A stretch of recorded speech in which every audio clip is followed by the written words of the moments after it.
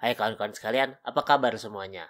Sepertinya bayi yang baru lahir zaman feodal Jepang justru pertama kali mendapatkan ancaman bahaya dari orang tuanya sendiri. Karena pada saat itu di Jepang memiliki tradisi yang tak berperi kemanusiaan untuk mengembalikan sang buah hati yang baru lahir ke hadapan ilahi dengan berbagai alasan. Untuk pembahasan lebih lanjut, ikuti sampai akhir di channel Mantan Wibu.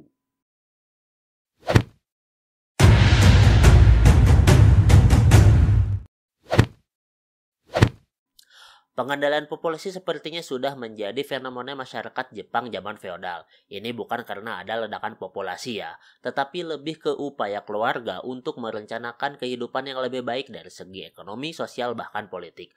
Latar belakangnya sudah pasti saat itu tidak semakmur dan tidak sestabil Jepang zaman sekarang. Ya, orang akan memikirkan dari segi ekonomi, sosial, hingga politik yang tadi, agar keluarganya bisa survive sampai ke depannya. Sampai-sampai mereka memutuskan berapa anak serta anak yang mana yang mau dibesarkan demi keberlangsungan kehidupan keluarganya. Sayangnya, pada masa saat itu, Jepang belum memiliki teknologi dan pengetahuan tentang kontrasepsi dan juga aborsi. Sehingga sang buah hati yang baru lahir itu ya dieliminasinya pasca lahir, bukan sebelum lahir. Miris ya. Mabiki sejatinya ialah istilah pertanian yang artinya penipisan atau penjarangan. Pada tunas-tunas padi yang akan ditanam, dipilih dulu mana yang kira-kira bagus, mana yang jelek. Tunas yang jelek dan kecil dan kelihatannya gak sehat udah pasti dibuang. Dan cuma tunas yang bagus yang pasti ditanam. Itu pun diterapkan kepada bayi yang baru lahir.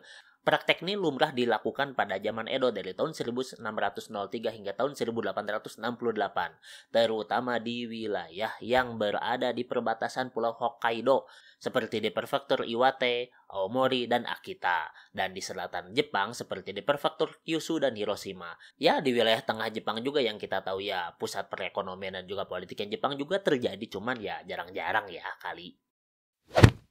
Semua kalangan masyarakat Jepang berpotensi untuk melakukan mabiki, tetapi rata-rata praktek ini dilakukan oleh para pekerja komersial yang tujuannya ya usah jangan dibahas ya lah, untuk menjaga kepuasan pelanggan. Nah, tetapi untuk kalangan lain, praktek ini memiliki alasan untuk dilakukan, antara lain 1. Kesehatan dan kondisi sang bayi. Bayi yang terlahir cacat atau prematur kemungkinan besar dipulangin sama ortunya sejak awal untuk mengakhiri penderitaan sang anak sejak dini. 2. Perekonomian keluarga. Yup, di saat-saat keluarga mengalami kesulitan ekonomi, mabiki ialah solusi. Aduh, miris. Keluarga feodal Jepang akan memperhitungkan kemampuan keluarga dalam membesarkan sang anak. Membesarkannya pun dengan tujuan sang anak akan sesegera mungkin bisa membantu perekonomian keluarga. Tapi jangan kira setiap keluarga dari kalangan ekonomi bawah lumrah melakukan mabiki. Para orang kaya dan bangsawan pun melakukannya, terutama untuk menjaga stabilitas kemapanan ekonominya. Meskipun sudah umum sih kalau orang kaya pasti punya anak lebih banyak karena ya mampu membesarin. Tapi di samping itu juga, pertimbangan mabiki diambil untuk mempersiapkan suksesor terbaik penerus nama baik keluarga. 3. Mitos dan kepercayaan. Praktik mabiki sudah pasti terpengaruhi oleh mitos dan kepercayaan masyarakat feodal Jepang. Di antara mitos dan kepercayaan dalam praktik mabiki antara lain, bayi yang lahir dengan gigi yang sudah tumbuh sudah pasti harus dimabiki. Dipercaya sebagai penjelmaan anak setan yang kelak menjadi pembuat onar, ngerugiin keluarga dan masyarakat. Selanjutnya, anak kembar juga salah satunya pasti dieliminasi karena dianggap membuat orang tuanya terfitnah sebagai penipu ulung. Lah, maksudnya apa? Ya, mungkin dianggap sebagai penipu, anggapannya mana anak yang bener nih, yang ini apa yang itu. Selain itu, kepercayaan orang Jepang saat itu menganggap bahwa punya anak kembar mau 2, 3, atau 4 ialah perwujudan sifat hewan yang tentu nggak boleh ada di diri manusia. Bahkan wanita yang melahirkan kembar 4 dicap sebagai hewan tulen. Jahatnya lagi, kalau ada keluarga yang punya anak banyak, bakal dikatai punya anak banyak kayak mirip hewan aja. Kalau untuk kaum bangsawan, pengeliminasian satu bayi kembar agar tidak ada rebutan klaim tahta bapaknya di suatu hari nanti. Ada lagi bayi yang pasti dipulangin, yaitu bayi yang lahir terlilit ari-ari, terutama di bagian lehernya. Mereka percaya bahwa anak ini suatu hari nanti pasti meninggalnya digantung. Jadi sebelum itu terjadi, ya udah dipulangin duluan aja deh. Aduh. 4. Jenis kelamin. Pasti kawan-kawan berpikir kalau yang cewek bakal lebih banyak dimabikiin daripada yang cowok. Nyatanya enggak. Balik lagi ke rencana keluarga tersebut agar bisa survive. Misalnya, ada pasangan dari keluarga samurai yang udah punya 2 anak cowok. Dan dua-duanya udah pasti bisa jadi samurai, mau jadi prajurit atau birokrat.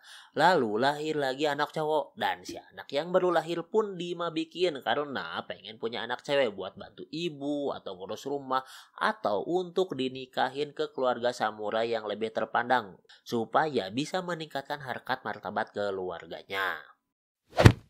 5. Lahir di saat yang salah. Ini berkaitan dengan kepercayaan orang zaman itu. Bila lahir di saat-saat tertentu pasti bisa dianggap bawa sial.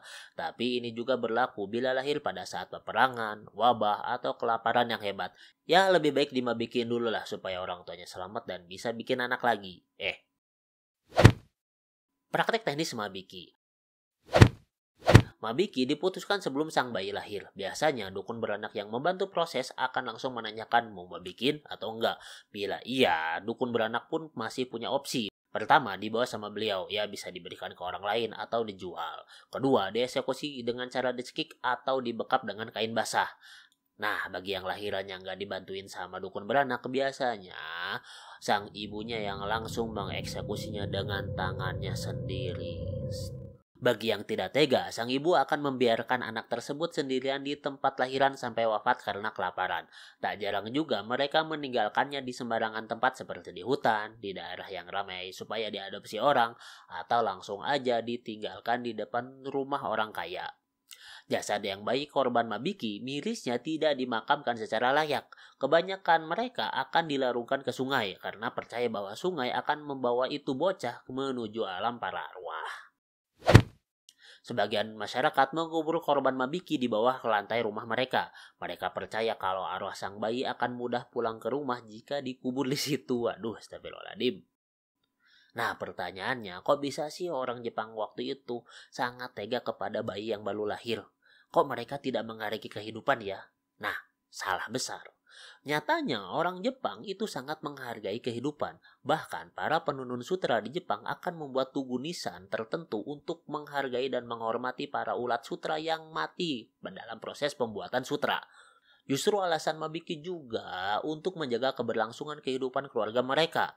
Masalahnya, ternyata orang Jepang zaman itu masih menganggap anak yang usia di bawah 7 tahun, jiwanya setengah ada di alam dunia, setengah masih ada di alam roh.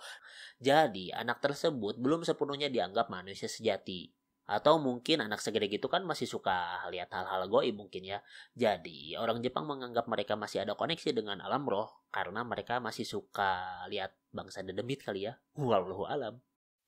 Nah, kembali lagi ke topik. Jadi, kalau ada anak balita meninggal, orang Jepang dulu nggak bakalan meratapi sedih kepergiannya. Mereka menganggap bahwa tuh anak ya nggak betah aja tinggal di dunia, jadi takdirnya kembali lagi ke alam akhirat. Sehingga praktek mabiki ini pun lancar-lancar aja di kehidupan sehari-hari. Miris. Akhir praktek mabiki. Pada tahun 1800-an, setidaknya 20% dari bayi yang lahir menjadi korban mabiki. Pihak pemerintah seperti Kaisar dan Keshogunan Tokugawa pun menyadari efeknya. Sebab banyak area pemukiman yang semakin sedikit populasinya, ditambah masa itu Jepang masih struggle dengan kelaparan dan wabah penyakit. Penyusutan jumlah penduduk akibat wabah penyakit dan kelaparan tidak tergantikan oleh jumlah anak-anak yang ada. Maka pemerintah pun menyalakan praktek mabiki. Pada akhir era Keshogunan Tokugawa, mulailah gencar mengkampanyekan gerakan anti mabiki. Antara lain, 1. Mengembalikan stigma buruk punya anak banyak dianggap mirip hewan. Kali ini pandangan ini dipertanyakan balik. Apa mungkin manusia lebih baik daripada hewan apabila manusia itu justru lebih tega menghabisi anaknya? Sementara hewan ya enggak. Toh hewan pun justru berani berkorban untuk melindungi anak-anaknya. Kenapa kok manusia gak kayak gitu? Nah, mingkem deh digituin. Kedua, menentang pemikiran kalau banyak anak kelaparan pasti di depan mata. Ya, meskipun waktu itu Jepang masih dihantui kelaparan, pemerintah Jepang justru mengkampanyekan pemikiran kalau ya kelaparan itu memang terjadi dan semua anakmu itu yang jumlahnya sedikit itu justru mati karena kelaparan, siapa yang akan meneruskan nama keluarga? Kenapa nggak punya banyak anak sekalian? Jadi bila ada yang masih bertahan dari kelaparan, ya merekalah yang meneruskan nama keluarga. 3. Mengkampanyekan peningkatan moral. Pemerintah Jepang menggandeng para pemuka agama, terutama pemuka agama Buddha, untuk mengakhiri praktek membiki, yang justru direspon baik oleh mereka.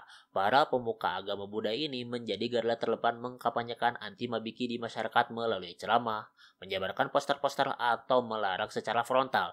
Bahkan mereka memberikan ajaran bahwa yang melakukan mabiki akan disiksa oleh anak-anaknya di neraka kelak. Pemerintah pun menyebarkan poster yang isinya penggambaran bahwa orang-orang yang melakukan praktik mabiki sejatinya penjelmaan monster dan setan, seolah-olah udah nggak ada lagi sisi manusiawinya.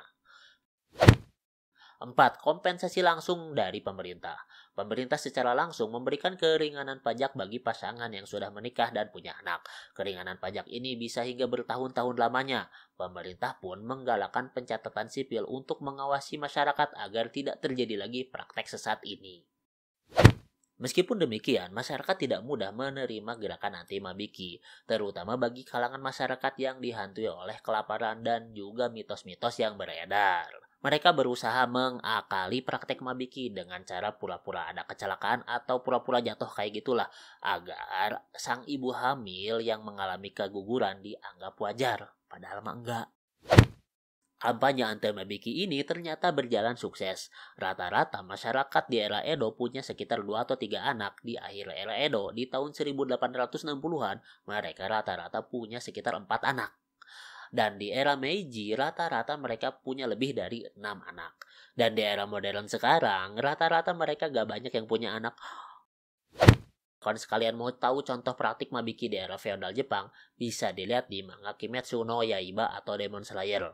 Orang yang paling jago dan pemilik napas matahari, Yoriichi, mau dibabikiin sama ortunya karena lahir barengan sama kakaknya, Kokushibo. Sama si Akaza, kan hampir dimabikiin gara-gara punya gigi pas lahir. Ya, semoga itu bisa menjadi sedikit gambaran praktik mabiki. Segitu dulu kontennya. Semoga bermanfaat bagi kawan-kawan sekalian. Kalau kawan-kawan sekalian punya referensi lain tentang Mabiki atau hal yang berkaitan dengan Mabiki, kita diskusikan di kolom komentar, oke? Nah, jangan lupa like dan subscribe-nya juga. Akhir kata, wassalamualaikum warahmatullahi wabarakatuh. Stay tune terus di channelnya Mantan Wibu.